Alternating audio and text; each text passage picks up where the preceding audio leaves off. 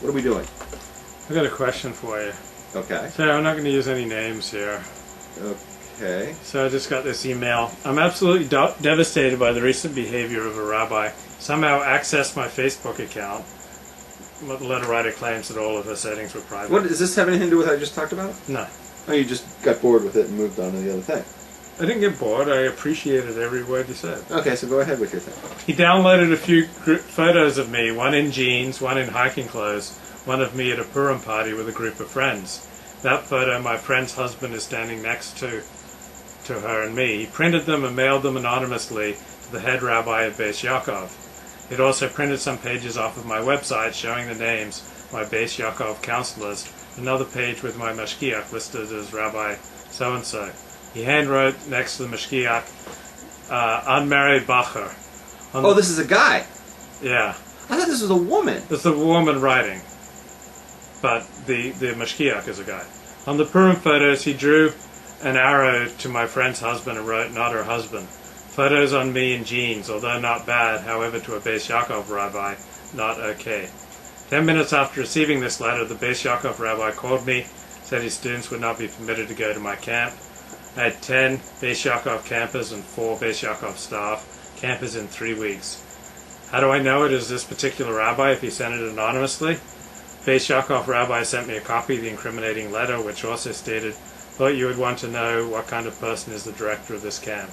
Happened to have from 2008 a handwritten note of the same rabbi with his name and signature from when I worked for him at his camp. The handwriting is identical. How low can this man go? I will now lose $18,000 in camp tuition, have to find new staff. He has totally embarrassed me. She's got a case. You should take him to Basin. Okay. It's a terrible case. First of all, the breaking into her account is Genevas das. He should, you know what I mean? It's a Geneva. That's a theft. The public embarrassment and all that other stuff that he did, right? That's humiliation. She's lost money, monetary damages. I believe that he needs to make it right, and that she needs to be compensated if they can't rebuild the camp, right? Get those people back.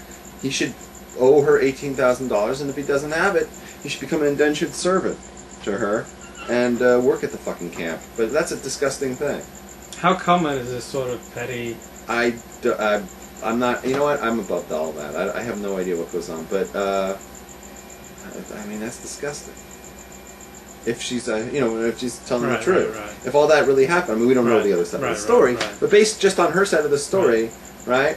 I would say that she should take him to Basin. Is it a mitzvah, like if you can find pictures of a religious woman and she's wearing jeans? So wait, is it a mitzvah? Who was wearing the jeans? Was that a woman or a guy? Yeah, the woman. But why did it say unmarried bacher? That was about the mashgiach. Oh. So if you find a picture of a religious woman wearing jeans, is it a mitzvah to try to circulate that photo to get her into trouble? No, that's an avera. The Chafetz Chaim talks about this. It's an avera. It's lashon hora.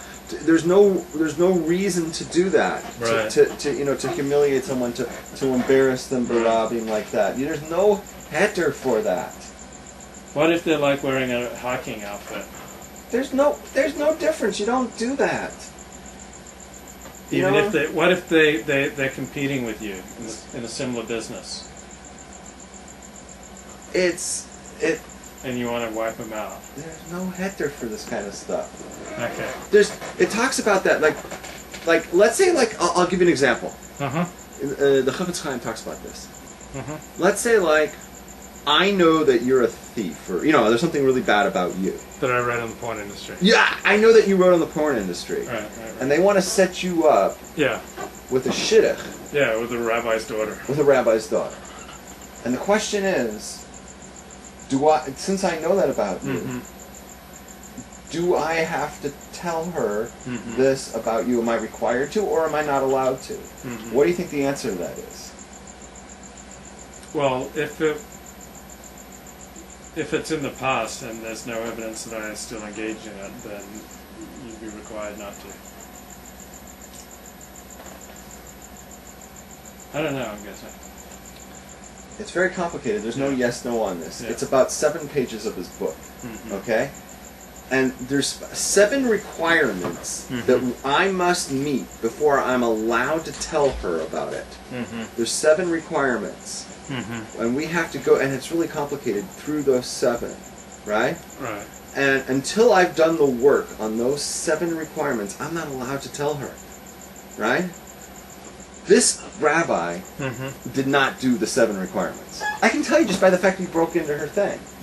Because ein mitzvah haba b'avera. He didn't avera. He stole. His stealing was called genevas das. He went in there, broke through her without a warrant, right? It's like D. Medic gives the example of breaking, spray painting on somebody's property. This guy literally broke into her house, found her photos, and then said, "Look what I found! Look what I found!" That's a crime. Ein mitzvah haba b'avera. He can't do that. Who was he to do that? Okay, so I can tell you, he didn't do the 7 things. Whenever you see someone say, "Oh, so and so did such and such," everybody needs to know about it, right? I always question: did you do your homework? Did you do the 7 things? Because it goes between a mitzvah and an avera, and it's a very fine line. And there's 7 requirements, and I don't even remember them all, but it's in the book. Is it permitted to break into a woman's Facebook account if you just want to get a picture of her wearing pants? You can't break into somebody's account, period, for any which reason. What if you're not sleeping well at night? There's no heter to steal from somebody.